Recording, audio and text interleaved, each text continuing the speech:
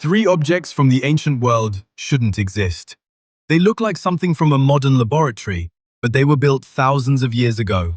No electricity grids, no modern tools, no industrial science. Yet somehow, they worked. And even today, scientists still debate how advanced these civilizations really were. Let's start with the first mystery.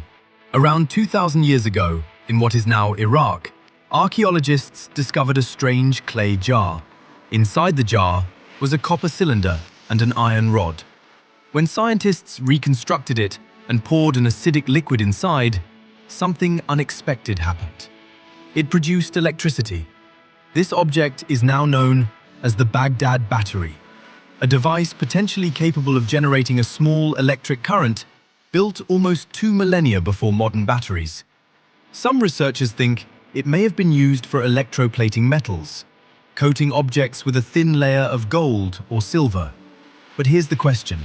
If ancient people understood electricity, why didn't that knowledge spread or evolve? Was it a forgotten experiment, or are we missing part of the story? Now let's move to Greece. In 1901, divers exploring a shipwreck near the island of Antikythera found something even stranger, a lump of corroded bronze gears. At first, it looked like scrap metal, but when scientists scanned it with modern imaging technology, they realized something shocking. It was an ancient mechanical computer. The Antikythera mechanism, built around 100 BC, could predict solar eclipses, lunar phases, and even the cycles of planets. Inside were over 30 precision gears, arranged in a complex system that rivals the sophistication of clockwork machines invented over 1,000 years later. It shouldn't exist in that time period. In fact, historians once believed machinery like this only appeared in Europe during the Middle Ages.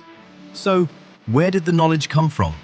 And more importantly, why was it lost? Because after this device, history goes quiet. No similar machines appear again for centuries, almost as if an entire technological tradition simply disappeared. And then there's a third mystery. In Roman times, craftsmen created a glass known as the Lycurgus cup. Under normal light, it appears green, but shine a light through it, and it suddenly turns deep red. This strange effect happens because the glass contains nanoparticles of gold and silver. Particles so small that today they're studied in nanotechnology laboratories. Yet somehow, Roman artisans were able to manipulate materials at this microscopic level 1,600 years ago. Did they understand what they were doing? Or did they stumble onto a technique they couldn't fully explain? History often gives us a simple story. Technology progresses slowly, step by step.